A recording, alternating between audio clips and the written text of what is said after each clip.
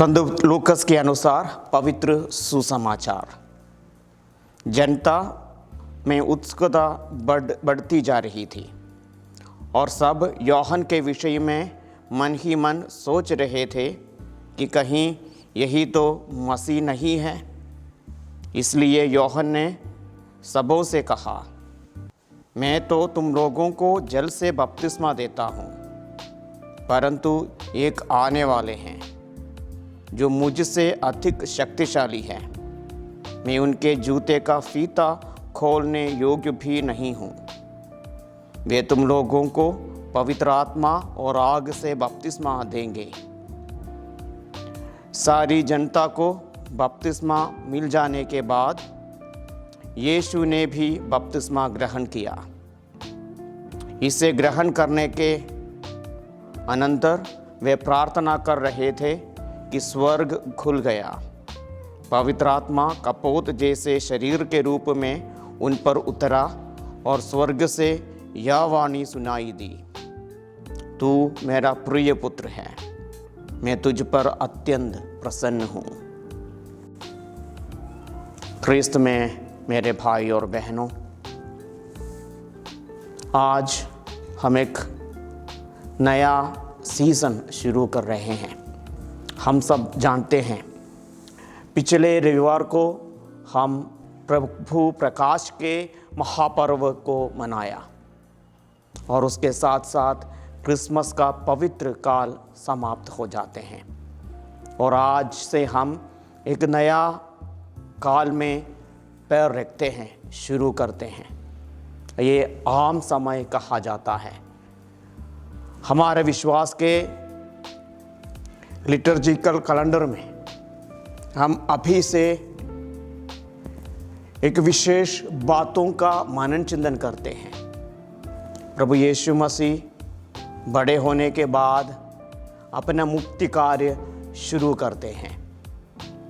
उसके अलग अलग घटनाओं पर हम मनन चिंतन करेंगे, प्रार्थना करेंगे, प्रभु के बातों को अपने ज़िंदगी में लागू करने का कोशिश करेंगे। और वो समय का शुरुआत आज से है। आज प्रभु यीशु मसीह के बपतिस्मा के साथ साथ प्रभु के बारे, प्रभु ने जो कार्य लोगों के सामने किए हैं, जो बातें प्रभु ने लोगों को सुनाया है, ये सारे बातों पर हम प्रार्थना के साथ साथ प्रभु के इच्छाओं को जानने का कोशिश करेंगे। आज का जो पवित्र सुसमाचार हमने सुना है, आप सब ने सुने हैं, वो बपतिस्मा के बारे में है। प्रभु के इस पवित्र बपतिस्मा के बारे में हम संत मत्ती, संत मार्कुस और संत लूकस के पवित्र सुसमाचारों में सुनते हैं। आज का पवित्र सुसमाचार संत लूकस के पवित्र अंजील से हम सुनते हैं। वो घटना किस प्रकार हुई, वो अभी हम सब ने सुने हैं। प्रभु यीशु मसीह यरदन नदी में संत यूहन्ना बपतिस्ता से बपतिस्मा ग्रहण करते हैं और उस समय हम विशेष प्रकार के घटना को सुनते हैं। पवित्र सुसमाचार में लिखा है, इसी प्रकार इनका वर्णन किया गया है। सारी जनता को बपतिस्मा मिल जाने के बाद यीशु ने भी बपतिस्मा ग्रहण किया। इसे ग्रहण करने के अनंतर वे प्रार्थना कर ही रहे थे कि स्वर्ग खुल गया।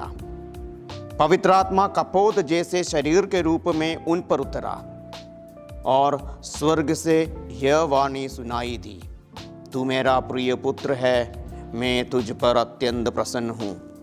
ये वचन हम सुनते हैं जब प्रभु यीशु मसीह बपतिस्मा ग्रहण करने के बाद दो प्रकार के घटनाओं को हम देखते हैं। एक ये हैं, पवित्र आत्मा कपोत जैसे शरीर के रूप में प्रभु यीशु मसीह पर उतरते हैं और दूसरी बात ये है, स्वर्ग से आवाज सुनाई देते हैं। पवित्र आत्मा को हम कपोत के रूप में देखते हैं। इसका क्या अर्थ है? इसका अर्थ ये है, कबूतर एक चिन्ह है पवित्र आत्मा का और वो पवित्र आत्मा प्रभु यीशु मसीह पर आते हैं। यहूदी लोगों के बीच में परमेश्वर एक खास प्रकार का कर्म करते हैं। वो ये हैं, अलग अलग टाइम पर प्रभु यीशु मसीह आने से पहले नबी लोगों को परमेश्वर भेजते थे।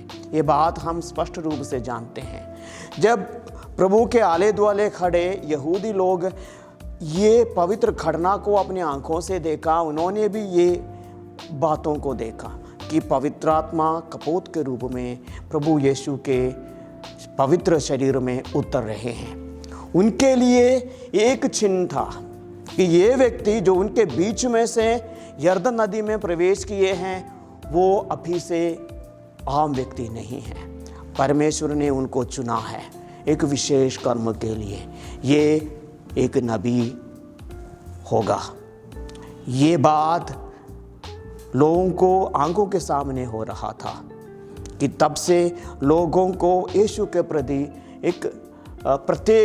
एक खास बात उनके ज़िंदगी में आ जाते हैं, लोगों के ज़िंदगी में, कि अभी से ये हमारे जैसा आम व्यक्ति नहीं है, ये कुछ खास है। परमेश्वर ने स्वयं इनको चुना है। ये लोगों के लिए था।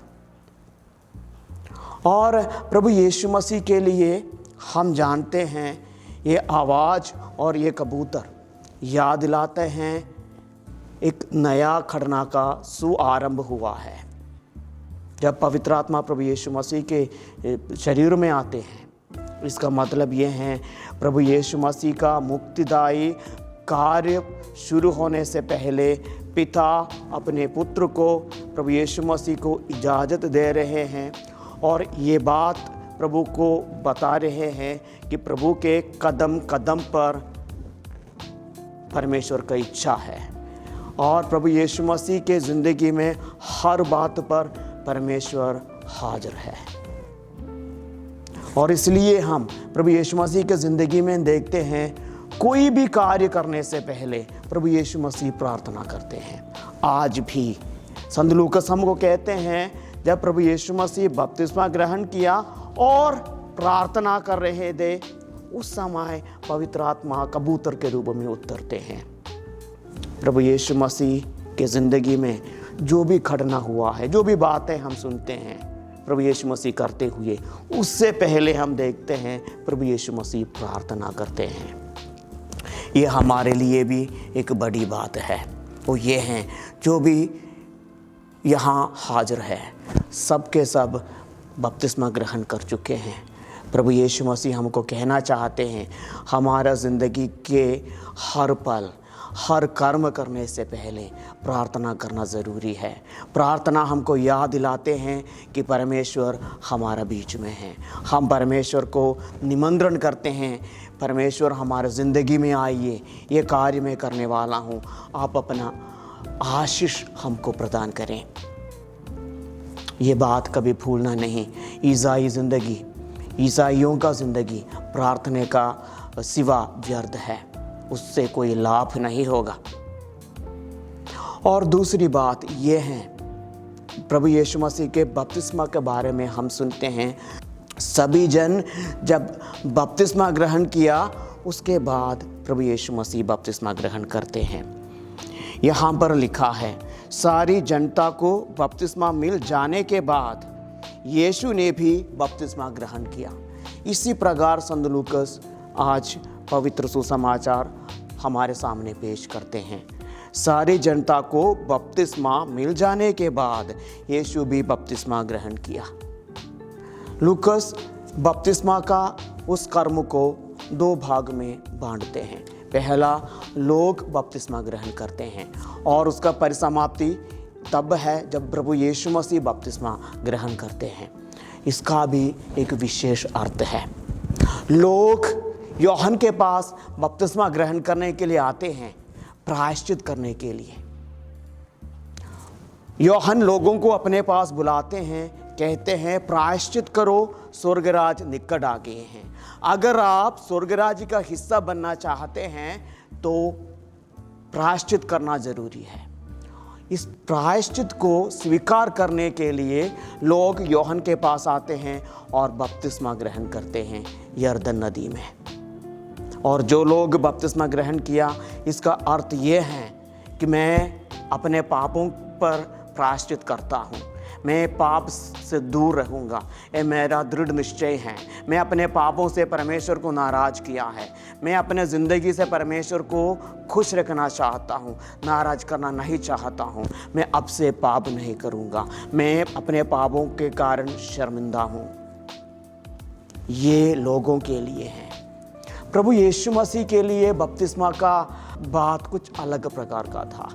प्रभु यीशु मसीह के बारे में जब हम देखते हैं, बपतिस्मा का अर्थ प्रभु यीशु मसीह की ज़िंदगी में ये है, हम जानते हैं और स्वर्ग गवाह है कि प्रभु यीशु मसीह में कोई पाप नहीं है। प्रभु यीशु मसीह कभी पाप नहीं किया, पर प्रभु यीशु मसीह बपतिस्मा ग्रहण करने के लिए आते हैं। इसका क्या अर्थ है? इसका अर्थ ये है, जब प्रभु यीशु मसीह यरदन नदी में प्रवेश करते हैं, जो निष्पाप है, जिसमें पाप नहीं है, प्रभु लोगों को ये बताना चाहते हैं, जो भी लोग अभी तक बपतिस्मा ग्रहण किया है, उनके पापों को मैं ग्रहण करने वाला हूँ। मेरे कारण, मेरे दुख भोग के कारण जो होने वाला है, सबको अपने पापों से मुक्ति प्रदान होगा, सबको मुक्ति मिल जाएगा। मैं इस दुनिया में इसलिए आया हूँ क्योंकि सबको अपने पापों से क्षमा मिले, मुक्ति मिले। प्रभु यीशु मसीह इसलिए यरदन नदी में आकर बपतिस्मा ग्रहण करते हैं, ताकि जो भी प्रभु यीशु मसीह पर विश्वास करते हैं वो पापी नहीं बल्कि संत बने, उसमें पाप नहीं बल्कि पुण्य दिखा जाए। और इसलिए प्रभु यीशु मसीह आज यरदन नदी में बपतिस्मा ग्रहण करते हैं। और बपतिस्मा ग्रहण करने के बाद प्रभु यीशु मसीह मुक्ति का कार्य शुरू करते हैं। और हम परमेश्वर को धन्यवाद दें कि परमेश्वर ने हमारे लिए एक ऐसा मुक्तिदाता भेजा है जो अपने ज़िंदगी में अपने दुख भोग के कारण हम सबों को पापों से मुक्ति दिलाया है। और हम आज के पवित्र वचन में एक ऐसा सुंदर वचन सुनते हैं।